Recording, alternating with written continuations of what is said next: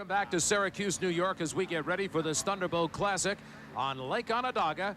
Let's find out about one of the boats that had to undergo some repair between this race and the one before. Here's Jim Hendrick. 1988 has been like a demolition derby year of the unlimited hydroplane division. The Sutphin Spirit is no different. You've had your problems. Your crew's worked hard. We sure have, Jim. It's been right from the start with the Circus accident in Evansville. We got the boat pretty well hurt there. We fixed her up in Madison. In Madison, we proceeded to blow the bottom out of the boat. We lost the propeller blade, and in doing so, we did about $20,000 worth of damage. It was so bad we had to take it back to Florida, work on it, and get it back up here for this week. So it has been a rough year.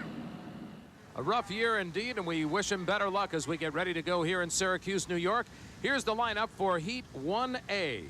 We're going to start out with the Oh Boy Oberto. This has been a very consistent running boat so far this year. George Woods Jr., the driver. Also in the field, the U7 Paddock Pools, Jerry Hopp. The U8 Jeff presents Mr. Pringles with Scott Pierce. The Sutphin Spirit, the boat we were just talking about with Mike Hansen driving. Miller High Life, the U00 with Chip Hanauer, the 6-time Gold Cup winner.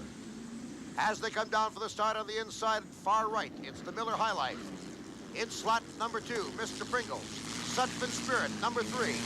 And then it is Oh Boy Oberto. And on the outside, on your left, is the Paddock Pools as they come down to the start, Dick Griffin. And there they go. We've got lots of speed as they head down to corner number 1 in the first turn. And it looks like Pringles is catching up on the outside. Watch for Jeff presents Mr. Pringles to take the lead, and there he goes. Miller High Life is on the inside. Chip Hanauer trying to ride the buoy line. But on the outside, the rainbow color boat in the lead is Scott Pierce in Mr. Pringles. 4 different boats have won the first 4 races. We've got parity in the sport, and now Mr. Pringles down the back chute in the corner number 3, and Scott Pierce the driver. Well, Scott Pierce would love to win this one. He has got the national high points lead coming in, but he's got to really have to fight for it because he's got a tough field of competition here in Syracuse, New York. Only about 118 miles an hour on this first lap, Dick, because the water has chopped up. About an hour ago, I didn't think we'd have this race underway. We talked about the wind conditions, and that's something that we have to be aware of constantly in unlimited hydroplane racing. These boats are literally like aircraft wings. So the drivers have to be very attuned to the attitude of the boat, and there you can see the kind of wobble of Mr. Pringles as he hits a little bit of wave action going into corner number 1 again. 118.6 was that first lap as he comes down, shakes it off at corner number 2, and comes down the back chute on lap number 2. In second place is the Miller High Life Chip Hanauer, who won the Gold Cup in the Circus a while back. He has had a mixed bag of luck this year. That boat has been repaired several times. This boat started the year in Miami with a crash at the Miss Budweiser. So this boat has certainly come back, and now look at the ride of the Mr. Pringles. Scott Pierce hit around 118 miles an hour in the first lap. He's being conservative this time around. I think you're going to find in the early heats that the drivers are going to try to conserve a little bit and keep their equipment intact.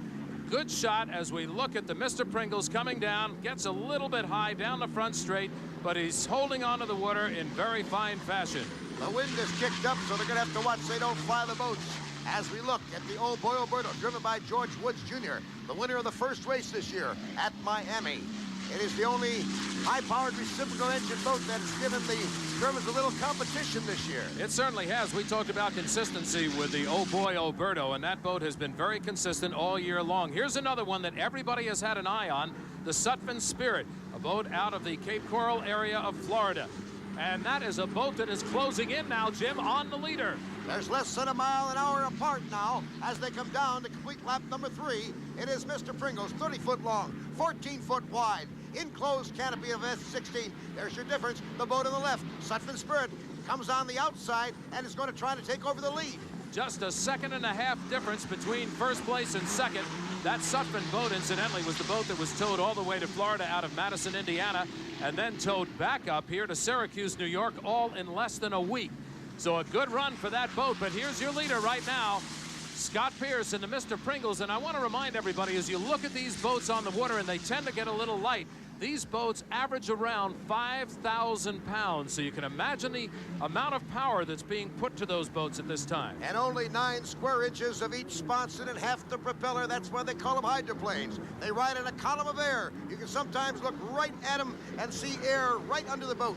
from stem to stern. No question about the speed and the power of these unlimited hydroplanes. And watch now as the Sutphin Spirit tries to close down Mr. Pringles on the outside. Once again, Mike Henson has his foot in it. He's trying to close it down. He's actually dropped off about a second. Scotty Pierce has evidently gotten the word that he's got competition.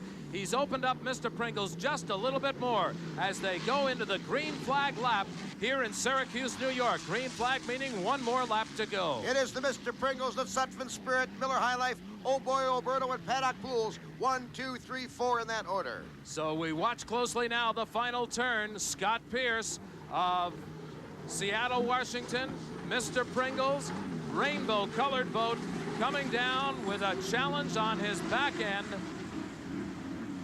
There's the checkered flag in the air. Mr. Pringles will take it. Scotty Pierce starts the day with a win. At an average of 118.6 for Mr. Pringles, 117.8, less than a mile-an-hour difference for the second place Sutphin Spirit.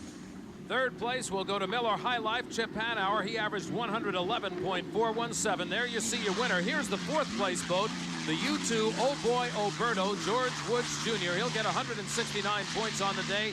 He averaged 107.688 miles per hour. You know that water is tough and rough when the average speed is down for the lead boat of 118. Here are your final results in Heat 1A. Scotty Pierce and Mr. Pringles, a wire-to-wire finish. Let's join Jim Hendricks in the pits with a winning driver. Jim?